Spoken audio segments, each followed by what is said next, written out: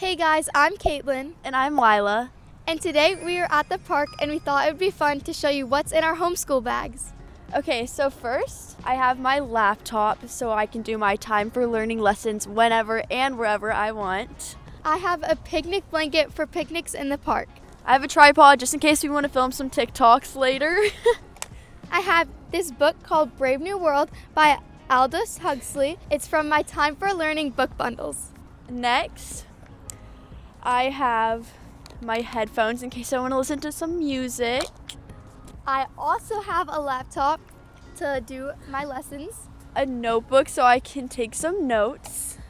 And lastly, I have a scrunchie because it's cute and I can keep my hair up. And then lastly for me, I have a lip balm. Okay, that's everything. Thanks for watching. Bye!